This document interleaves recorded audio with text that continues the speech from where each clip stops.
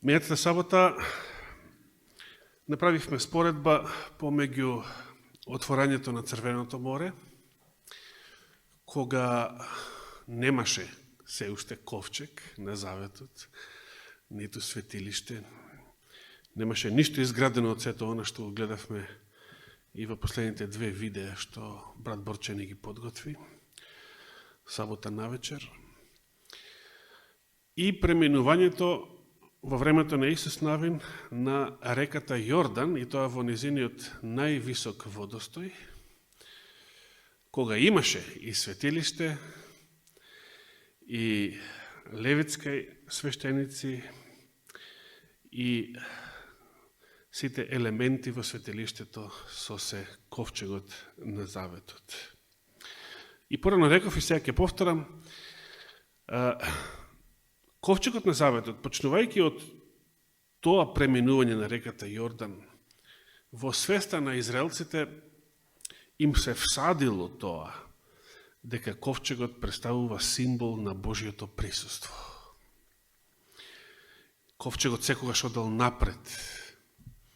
И лани проучувавме кога се рушеат зидовите на Ерихон, тоа заобиколување на целиот народ, целата таа поворка, цела војска, начело со левитите, начело со ковчегот. И тоа им оставило впечаток на израелците дека ковчегот е навистина најсветиот и најважниот предмет од нивното богослужение, бидејќи каде што е ковчегот, таму е Господ. Меѓутоа, дури и ден денес, како што можеме да процениме и од православието, и можеби и во нашиот живот понекојаш, луѓето, како и древните израелци, не разликувале верата, која што, ако ја имаш, таа може да поместува и планини, од суеверието, која што буквално значи празна вера. Мислиш или очекуваш дека тука е силата, дека тука е благословот, тука е во тоа нешто е Господ, а не мора да значи. Тоа е суеверие. Во што се состои сега суеверието? Неодамна проучувавме во петок навечер за допирот на верата од копнежот на вековите. И би сакал само накратко да го споменам тој случај. Значи, жената со крвотечение која што се исцелила моментално, затоа што покрај сета таа гужва, кога не ни можела да го запре Христа, па он не изе да ја обрне внимание, и текнало само да се допрам до неговата облека и ќе бидам исцелена. И бидејќи тоа го помислила така со вера, и тоа го кажала од понизност, Господ ја наградил таа вера. И сега жената се повлекува и што се однесува до неја, таа си очекува така анонимно да помине целиот случај. Значи, јас си завршив работа со Господа, поминувајќи покрај моето село. И сега го оставам на мира, тој има поважни работи, тој треба да се сретне со поважни луѓе, тој цело време се среќава со многу поважни луѓе од мене, че тука ја гледаме нејзината понизност. Но Господ не сакал да ја остави оваа жена да помине и нејзиното чудо да помине така анонимно. И во Копнежот на вековите ни се кажува зошто. Зошто сакал да ја пофали јавно нејзината вера и зошто воопшто, ако не беше тоа, немаше ни да читаме за неја. Значи, ако жената си поминеше анонимно, немаше ни во Библија да биде запишена. Немаше ни ние да знаеме за тој случај.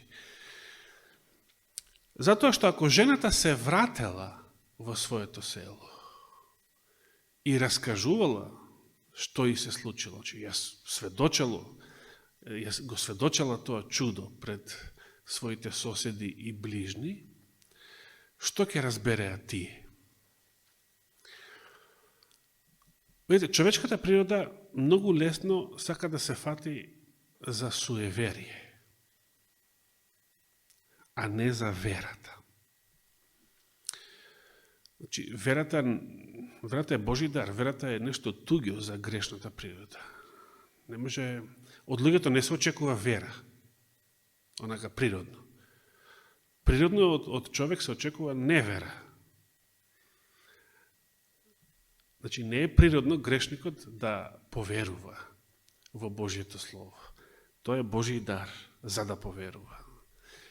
Но, многу лесно пак грешникот се фаќа за разни суеверија, бидејќи тоа е својствено на грешната природа. Што ќе заклуча комшиите на ова анонимна за нас се уште жена, не се кажува ниту името, кога таа ќе го раскажала незиното чудо по селото? Што ќе свателе незините ближни? Што ја исцелило? Облеката. Они ќе се фатеа за облеката. Така? И денеска луѓето се фаќаат за крстови, за кандила, света водичка, за икона, за нешто што во нивната свест е свето, но очекуваат или мислат Господ е тука. Ако е нешто свето, Господ е тука. Што е проблемот? Еве, жената се фатила за Христовата облека и била исцелена. Дали сите неизини комшии, ако сега ја применуваа незината формула, да видам како да се фатам за Христовата облека, ќе беа исцелени? Не. Значи, не, облеката не е магична формула. Христос сакал да посведочи дека за да биде исцелена оваа жена, од мене, вели, осетив дека од мене излезе сила. Значи, силата излегла од Христа, не била во облеката. И во Копчето на вековите, кога го читавме тоа, пред 2-3 петока, беше кажано зошто е тоа така. Христос сакал да ги поучи со тоа, дека силата е во верата, во Божиото Слово. Тука е силата. Силата е Божието Слово, а верата е клучот за да ја примиме таа сила, за да профункционира. Но луѓето, без да ја научат таа лекција, они ќе мислеа облеката. Облеката Христова лечи. Или облеката на Свети Петар, или марамчињата, или во дела имаме и такви примери. Или сенката на апостолот и така натаму. Не, значи, ништо, па дури и ковчегот на заветот, најсветиот предмет во храмот и светилиштето, сами по себе не лечат, сами по себе немаат благослов или благодат, сами по себе. Туку се кога се тие предмети благослов.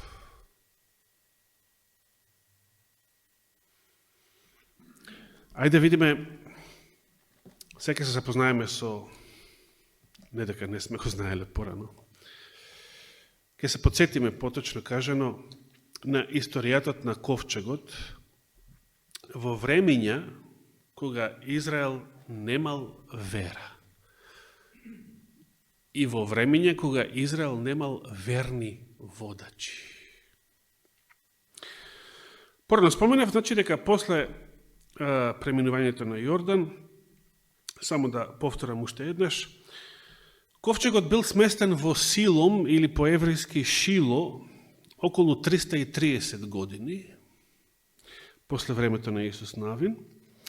Го прочитавме и тој исклучок кога отприлика, откако веќе престојувал 14 години во Силом, бил пренесен во Сихем, за да таму одново во времето на Исус Навин народот се заветува пред Господа и со Аврамовиот и со Мојсеевиот завет. А после тоа, значи после тие 330 години, во Израел, на чело на Израел се наоѓа првосвештеникот Илија, како што стои преведен во многу наши Библии, од регионов, или по еврејски првосвештеникот Ели. Тоа е, како да речеме ние, не Илија, Иле. Ел-И, значи мој Бог. Ел-И, скратено од Елијах, Илија, што значи Богот мој е Јах. Богот мој е Јахве. Што било проблемот со првосвештеникот Ели или првосвештеникот Илија или Иле? Да отвориме и уште едно да се запознаеме со неговиот случај во првата книга Самуилова.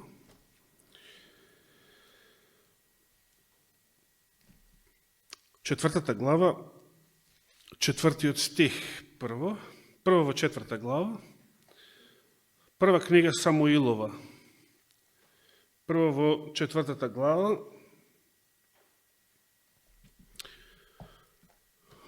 па ајде да почнем и од првиот стих. Ја би почнал од првиот стих. Прва Самуилова, 4 глава. Ке почнеме да читаме од првиот стих. Во она време филистејците собраа војска против Израел.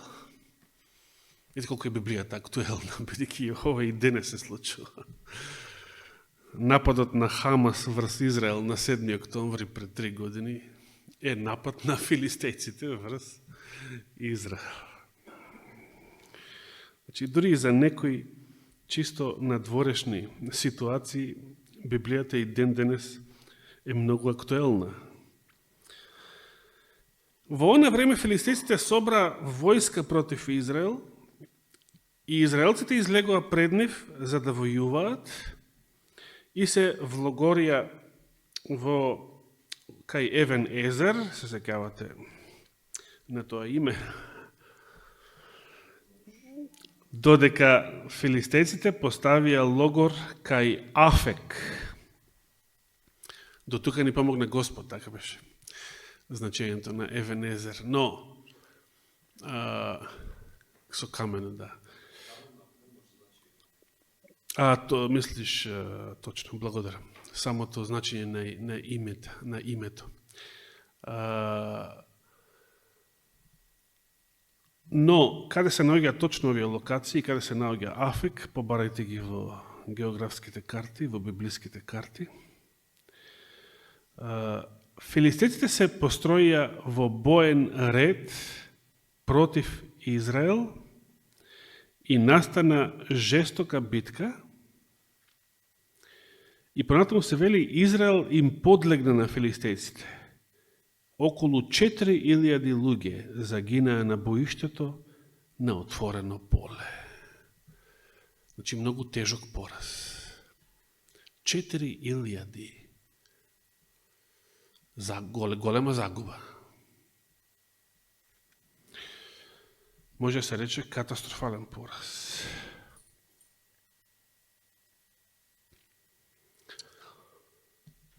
Кога народот се врати во логорот, 3 стих, израеловите старешини рекоа. Што рекоа? Нешто што многу денес исто така се поставува како прашање. Колку Библијата пак е актуелна. Зошто Господ дозволи денес да не победат филистејците? Сега поставуваме ли и ние ова прашање? Господе, зошто дозволи да ме снајде оваа несреќа? Зошто, Господи? Колко е актуелна Библијата. И ден денес се поставуваат вакви прашања. Господе, каде си?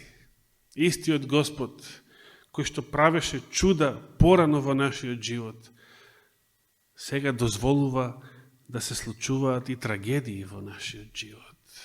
Зошто е тоа така? И што заклучија тогаш израелските старешини? Како си го одговорија тогаш прашањето? Да појдеме, вели, во Сило, значи Силом или Шило по еврејски, по ковчегот. Значи, они сега постапија суеверно. Значи, причината зашто Господ дозволил пораз има нешто. Може да знаат од поранешната историја што може да е тоа. Еве, Господ правеше чуда во времето на Исус Навин, но кога отидоа да го освојат Гај близу Ерихон, првиот пат, доживеа тежок пораз. Зошто? Значи, може, да, тогаш беше проклетството на Ахан, може од претходната историја да знаат зошто, значи има нешто, меѓутоа тие не се погрижија да го одговорат ова прашање со понизен дух и со вера пред Господа, пред Неговото Слово, туку посегна по суеверие. Да го донесеме ковчегот.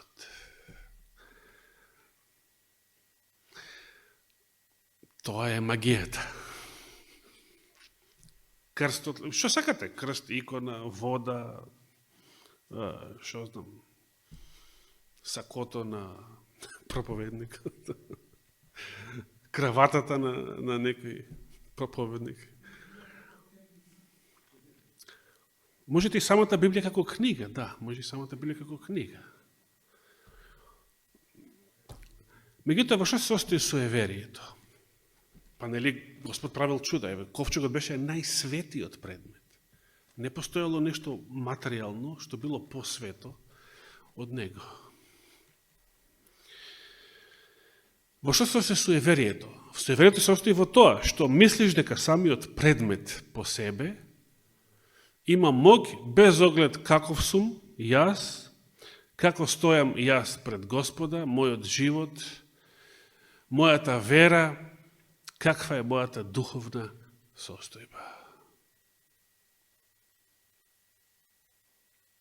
Јас се сеќавам уште како дете, умира некој комши, некој стари егејци, па кажуваше, син му кажуваше, абе, ништо не помогна, дури и света водичка, ама ништо, века.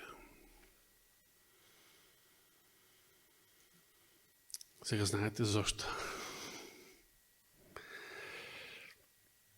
Многу е лесно да се падне во суеверие, а да мислиш дека е тоа вера.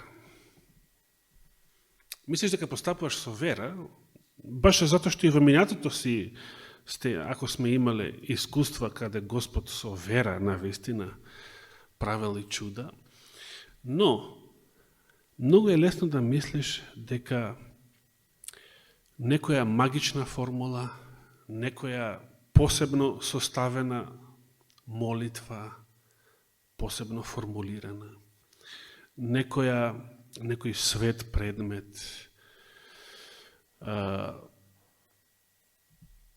било каква материја, било вистински посветена, света, или мислиш ти дека е света, кога само во неа гледаш мог и благослов без оглед на духовната состојба и без вера. Че во случајов, што направиле израелците?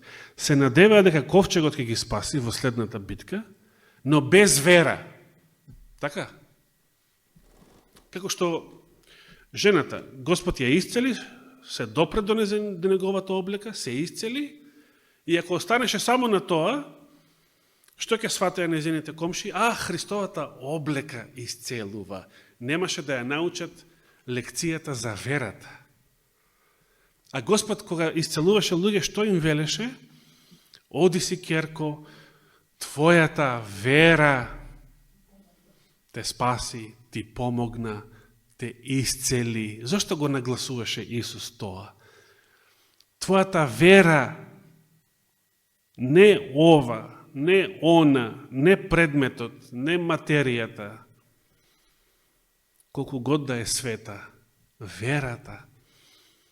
А ако ја имам верата, каков ќе биде мојот живот? Ако е мојот живот извалкан со греф, дали тоа значи дека имам вера? Дали го имам Божито Слово затворено во срцето, за да не грешам? Постапија суеверно, го зедоа ковчегот.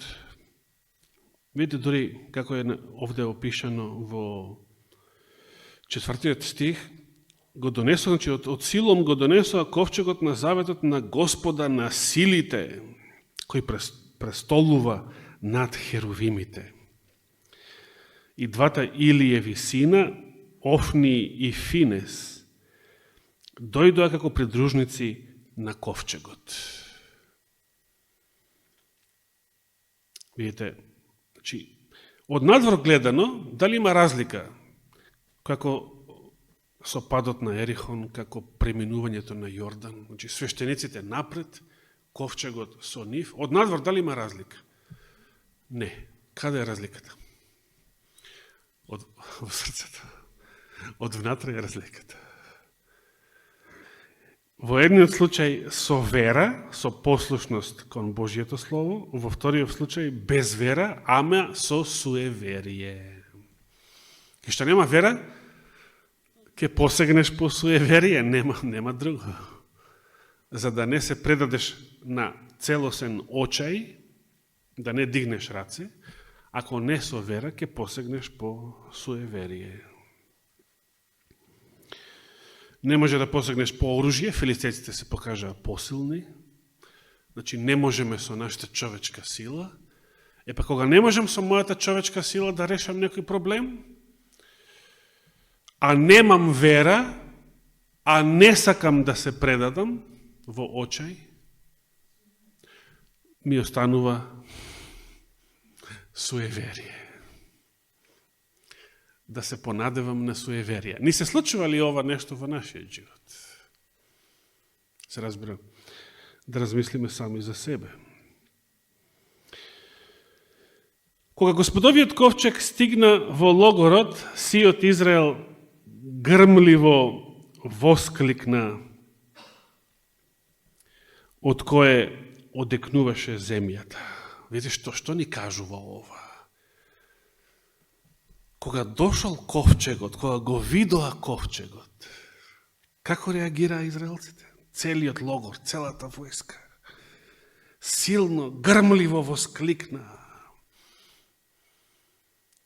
Кога го видоа ковчегот, тоа за нив беше радост. Од што произлегла таа радост? Зошто се радуваа? Го видоа ковчегот, зошто се радуваа? Значи, самото присуство на ковчегот им давало голема сигурност дека овој пат ќе победат. Зошто? Затоа што Господ е со нас. Сега е Господ со нас. Бидејќи ковчегот е тука, сега е Господ со нас. А ако е Господ со нас, кој може да е против нас, точно? Во што се состои заблудата? Што помислија дека Господ е со нив, тогаш кога Господ не бил. Дали може лесно или тешко да се падне во ваква заблуда? Лесно. Дали може да помислуваш дека Господ е со тебе, кога не е со тебе? Да се сетиме на страшните зборови запишани за Самсона, например. Кога пошол на последниот Мегдан, а Господ веќе беше отстапил од него. Духот Божи веќе го напуштил. Но дали Самсон чувствувал дека е напуштен? Не. пред да доживее пораз и да му ги ископаат очите? Не. Истото за Саула го читаме подоцна. Зошто Господ ги напуштил? Заради грев. И младиот Давид ја научил таа лекција од Сауловиот живот, но и од своите гревови, од својот живот ја научил таа лекција. Затоа и запишал: ако бев нашол беззаконие во моето срце, што? Немаше да ме вослиши Господ. И истиот запишал, како што прочувавме денес, го затворив словото свое каде? Во моето срце. 119:11. Паметете го тој стих. За да не ти грешам. Дали во моето срце може истовремено да живеат гревот, значи беззаконието, и Божието Слово истовремено? Не може. Дали Господ може да живее истовремено со гревот било каде? Никаде. Дали светлината и темнината може да замисли таква ситуација, кај и светлина и темнина се заедно у некоја просторија? Не може. Не може ни да си замислиш. Каде што лагата и вистината се заедно, тоа може да се замислиме?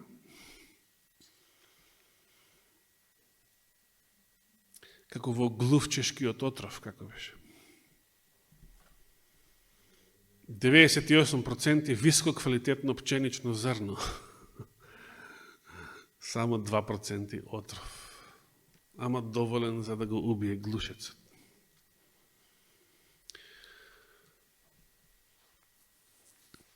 Господ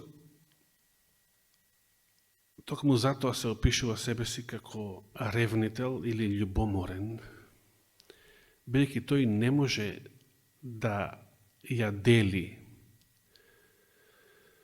својата власт, својот престол со лажните богови, со идолите, со гревот, со беззаконието. Господ е свет и чист. Не може да живее во нечистотија. Кога јас живеам во нечистотија, што покажува тоа? Дека сум нечист јас самиот. И затоа може да се живеам во нечистотија. Нели? Свињата се валка во кал, зошто? Дали на свињата и смета калта? Не. И ако ја избањаш свињата, ама убаво да ја избавањеш, да ја испериш, пак ќе се врати во калта. Зошто? Беќе свињата сака да ужива во калта. Бидејќи е свиња. Не и смета. Но на Господ му смета и најмалиот грев. Му смета, не може. Мора се да биде чисто. Дали разбираме оваа лекција? Ова е многу важна лекција. Ова покажува зошто некогаш сме силни и благословени, а некогаш сме празни и слаби. Иако ја познаваме Божјата реч, ја зборуваме, ја читаме, но понекогаш тоа го правиме празни, слаби, немокни, а понекогаш со голем благослов и со голема сила. Што е разликата? Разликата е Светиот Дух, Божјото присуство, Божјата благодат. Навистина се израдува израелците кога го видува ковчегот И дори вели 6 стих, филистејците го чуја тоа грмливо воскликнување и прашаа што значи ова грмливо воскликнување во логорот на евреите. Што се случило? Ова го предизвикало интересот на нивните непријатели. И сватија дека Господовиот ковчег стигна во нивниот логор. Сега, каков ефект предизвика оваа информација кај филистејците, кај непријателите на Израел? Интересно. Тогаш филистејците ги обзеде страф. Зошто? Видите сега. Зашто зборува Бог дојде во логорот. Како филистејците извлекоа заклучок дека Господ дошол, израелскиот Бог, дошол во логорот? Како тие го извлекоа тој заклучок? Борче рече, их тие се суеверни. Меѓутоа, филистејците како пагани, како сите пагани, за нив е природно да бидат суеверни. Така? Меѓутоа, да, филистејците исто така ја знаела информацијата, какви чуда правил Господ и преку ковчегот во минатото на Израел. И тие го знаеле тоа. Меѓутоа, и тие суеверно се заклучија, чим ковчегот е тука, тешко нас бидејќи Господ е тука. Израелците, значи филистејците се уплашија, а израелците громогласно се радуваа, вика од радост. И едните и другите. Тие што се уплашија и тие што се радуваа, ја имале истата празна вера, значи истото суеверие, дека ако ковчегот е тука, тоа само по себе значи дека Господ е тука. А тоа не мора да е точно. Тоа не мора да е точно.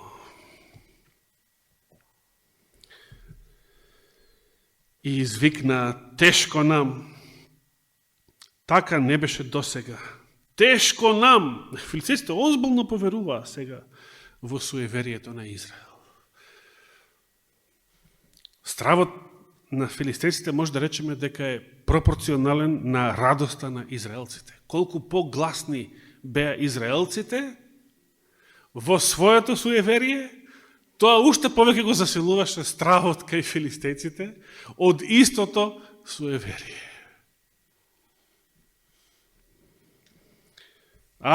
Камо да беше тоа радост од вера, а не од суеверие.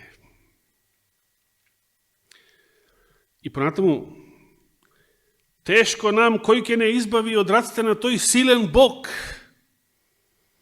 Тој е оној кој го удрил Египет. Видите на што се сеќаваат уште на историјата на излезот од Египет. Со секакви неволи во пустината.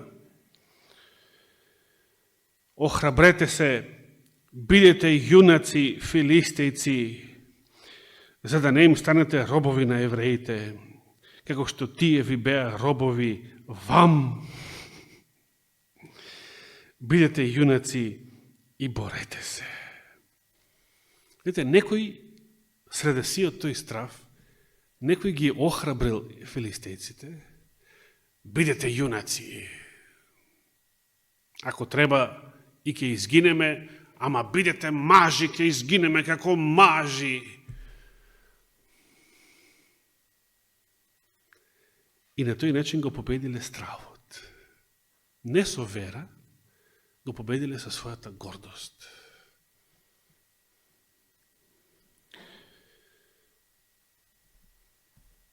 Десетиот стих вели, тогаш филистејците заметнаа битка. Израелците беа поразени и избегаа секој во својот шатор.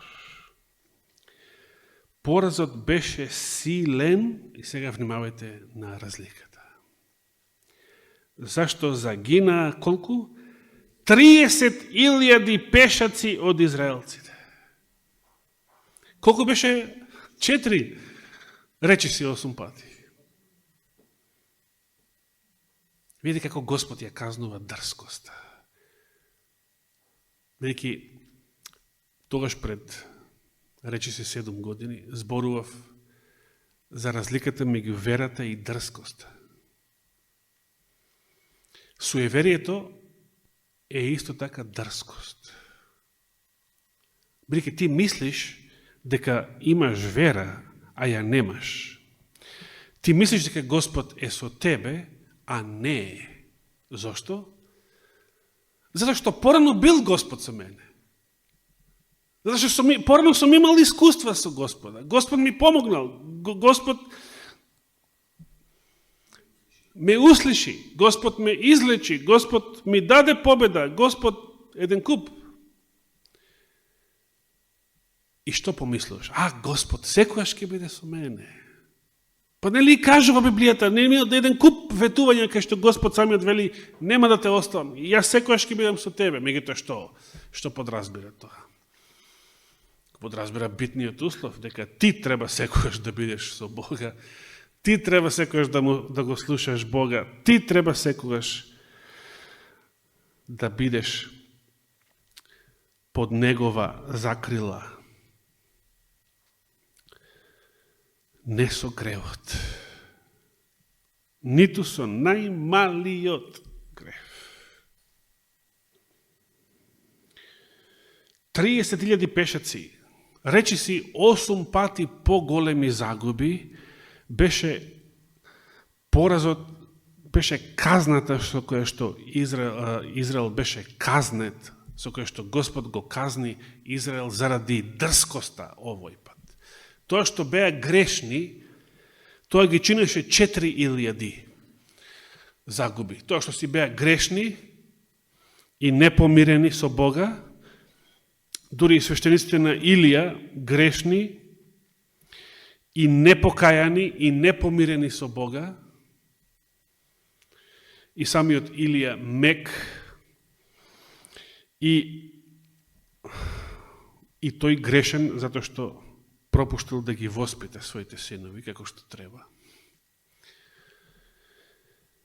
Сега 30.000 беа казна не за нивната грешност, затоа казна беа 4.000. 30.000 се казна за нивната дрскост. Затоа стои запишено во Новиот Завет. Ти може да сакаш благослов и да очекуваш благослов, дори од светата вечера.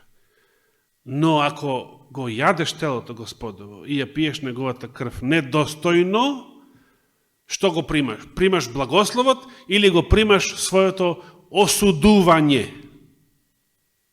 Вели апостол Павле. И што сакате да примите?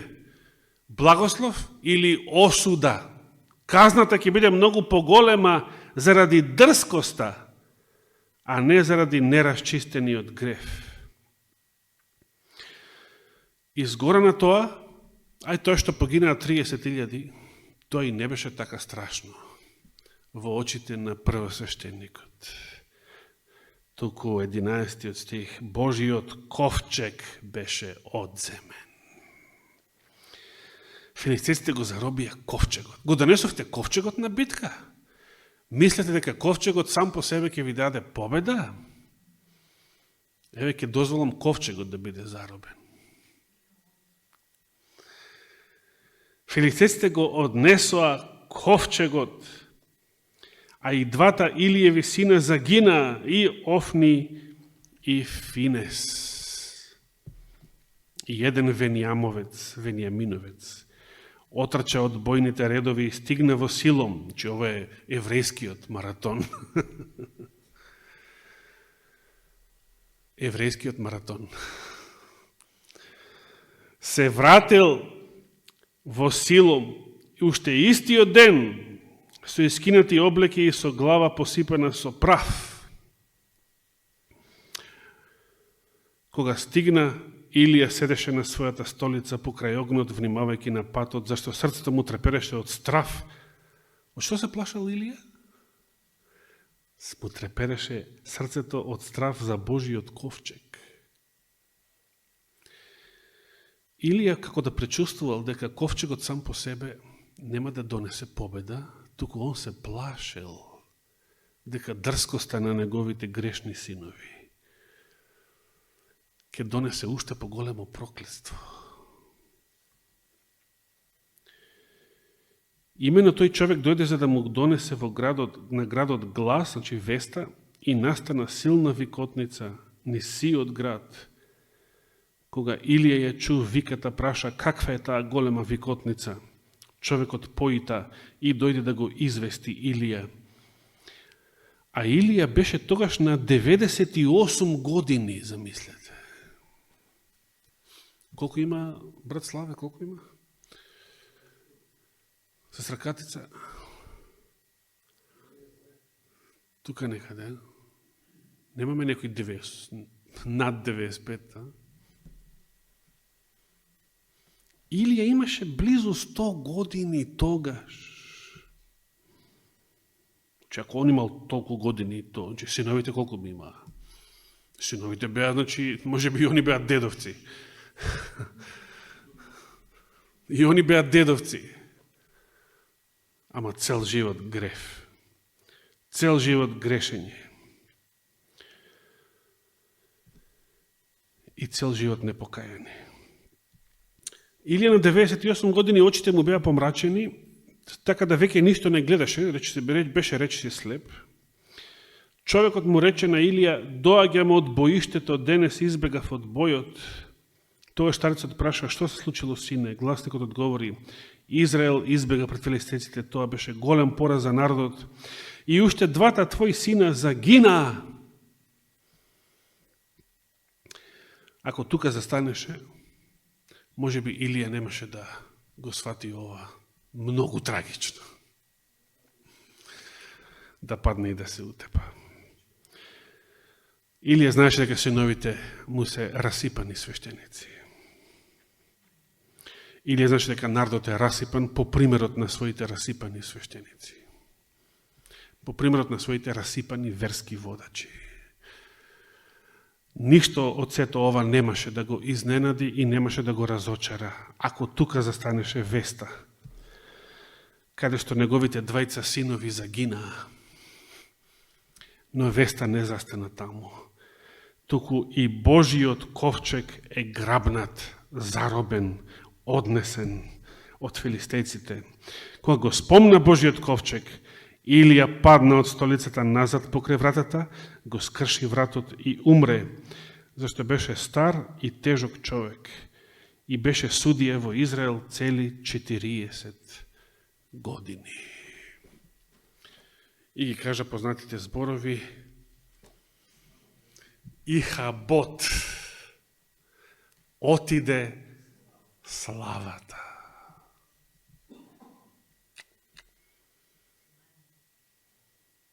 Да. Ја тука сакав да застанам. Ке продолжиме, значи, ке продолжиме ако даде Господ живот и здравие следната сабота. Само сакам да разбереме од ова една работа. Истиот Господ кој што прави чуда и кој што правеше чуда во минатото, дури правеше чуда преку некои средства на кои што и сега одново се надеваме. Истиот Господ може да дозволи да доживееме катастрофален пораз. Дури ако се обидеме со истите средства, одново и одново. Затоа што тоа го правиме без вера, тоа го правиме со грев во нашите срца, неизмирени со Бога, неочистени, неоправдани и, бидејќи веруваме во магијата на самите Божји средства, без вера, Тоа значи дека го правиме со дрскост, го правиме суеверно и затоа трагедијата и катастрофата ќе бидат уште поголеми. Господ дозволил да се случат вакви тешки трагедии во историјата на својот народ, за да ние ја научиме оваа лекција.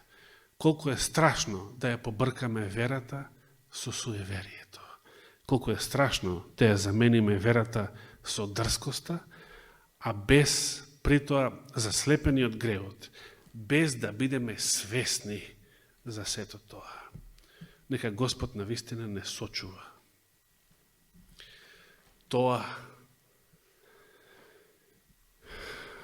никогаш повеќе да не се случи. И никогаш во нашиот живот во иднина, нека му е фала и слава вечно. Амин.